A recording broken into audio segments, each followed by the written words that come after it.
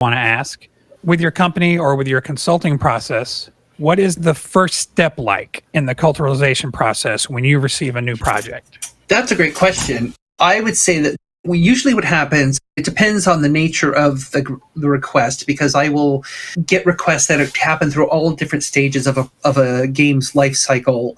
Hopefully it's not one of the requests that comes at the end of the life cycle or after release where they're all in a panic because something they did is causing a lot of backlash. That does happen. But more typically what happens is I will be approached by a company, say, hey, we've got an idea for a game we're working on, or we're working on the next version of a game that's already out, or whatever the case may be. And we're going to create like this new group or this new faction, or we're going to have a narrative that deals with this particular topic, et cetera, et cetera. And we would really like your guidance on how we walk through this carefully. And so that's really what it's about. And so what often happens is I will take an initial look at the content in question, whether it's a very specific like level they're designing or a character design or something, or in some cases, for example, I've worked on all the BioWare games since Jade Empire. So that's a lot of games. Currently finishing up work on Dragon Age Dreadwolf right now. And so with the BioWare games, I'm involved like right from the start, all the way through the process. I look at the initial draft of the script, look at the concept art, give guidance very early, because for culturalization, which is a huge difference with localization, with culturalization, the earlier I can provide that advice, the more useful it's going to be. And of course, it's a lot easier to make changes when you're early in the project versus later. Whereas localization, because they have to do language translation, they often have to wait till later in the product cycle so that the content, all the text is complete, so that then they can actually do the translation without having to change it. So that's a huge difference. So essentially, the earlier I'm brought onto a project, the better for the project. And that's typically what happens, but not always. Yeah, that makes sense. Perfect. Going back to Indiana Jones, you said you're a really good fan to the show. And I want to know, how do you balance creative freedom and cultural sensitivity, especially in games that aim to provide historical and cultural representations? Yeah, that is an awesome question, because that is really the core, I would say, not debate, I would just say the core conversation that happens on a lot of these games is, in fact, I'm having that conversation right now with one of my clients about they feel the pressure to do things a certain way to satisfy a broader audience, but it's not what they want to do, because they have a very specific creative vision for what they want to do. And I tell them, basically, you have to be true to your creative vision, because that's why you're doing what you're doing. But I'm the last person who would say you can't follow your creative heart and do what you want to do, because I do think very strongly that games, they are free speech and they should be allowed to address any kind of topic, even if it's very controversial. But it's all about, that's fine when you as a creator can make that choice, but then it's about, are you really trying to find a market for your game? Do you want to sell your game? And that's where it comes into being a challenge, because if you don't care about making money, then games can be pure art, just like somebody who paints a painting and puts it on a wall. They don't care if anyone likes it or not. It's their self-expression, and that's totally fine. But finding the balance between wanting to express yourself and being creative, but also wanting to increase the exposure of your content and make money off of it, because let's face it, most people who make games are in this to make a living off it. They want to pay their bills and have a roof over their head and all those good things.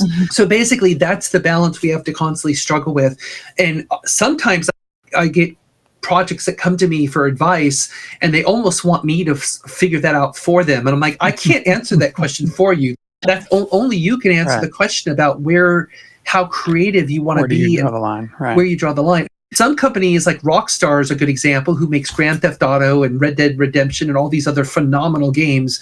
They basically at this point really don't care, because they had been so vilified as the creators of Grand Theft Auto back in the 90s and 2000s, because Grand Theft Auto was like, what else are they going to say about us? What do we want to tell? Right. Yeah, and so they basically leaned into the fact that we're going to do whatever we want to do. Bad boys of video games.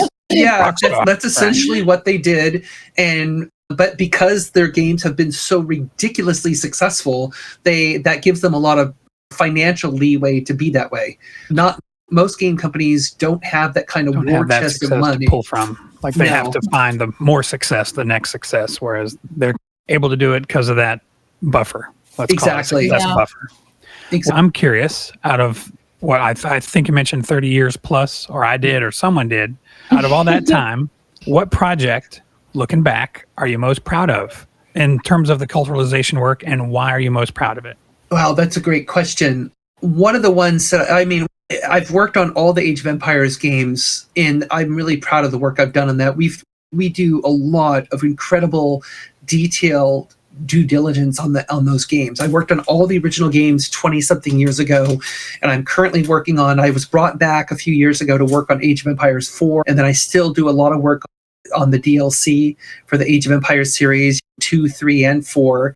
And that's just been a joyful product to work on. I really love working on those games because it's like that perfect blend of history and fiction, because it is somewhat fictionalized history, but there is a commitment though to being true to what really happened on the ground, and to be as objective as we can be about it, and to be able to tell historical stories from different sides. Like I think the Rise of the Sultans campaign that came out a few months ago for Age of Empires 4 was super cool because it basically tells the story of the Crusades, but from the Arab point of view, which has been a point of view that we've really not seen. So now it's about you defending your homeland against these weird European rich guys coming in wanting to claim your land and call it the Holy Land. And so changing that perspective around, which is a very valid view of history, just from a different side of the issue, I think it was great to see. And so being able to be involved with that is super cool. And I'm really proud of the work that we've done on Age of Empires. It's over the years, I think consistently the franchise has done extremely the best well. Culturalization work, maybe, for a franchise overall, you think? I think so. They pay the most attention to the product. I think so. And yeah, there's been a few hiccups now and then over the years. I mean, I pointed that Korean one out earlier, but for the most part, it's just the amount of work we put into that to make sure that we're being as respectful to the history is pretty tremendous, and it's a lot of fun to work on. Speaking of Age of Empires, before we go on to another question, have you heard about the recent news from last week of the guy that was implanted with Elon Musk's company's Neuralink, that then the next day after he healed spent 8 hours, he's a paraplegic, he can't use anything, 8 hours playing, I think it might have been Civilization, which I know is a competing product. I can't remember if it was Age of Civilization, but I know he spent like an all-nighter staying up all night, can't move any of his muscles, playing with this Neuralink from Elon Musk's company. I know that news broke last week, and I was like, wow, that's amazing. That's cool. Like you can get something like that back, because I'm a big fan of Sid Meier's series, also Age of Empires, all those kind of games have been ever since I can remember having a computer in the mid-90s. Myself as well. I'm not quite in the 50 club, but almost. On a side note, just wanted to mention that that's a cool thing that's happening now, is neural linking capability to control things for gaming, which is a unique thing. That's pretty cool. Especially, I don't know, someday maybe that means can you play a game like 10 times faster because you don't have to use your hands? I mean, I would imagine. Easy for a Civ game, but I wonder how that would work once it's calibrated enough to be able to do like first-person shooters and stuff. You can just have thought playing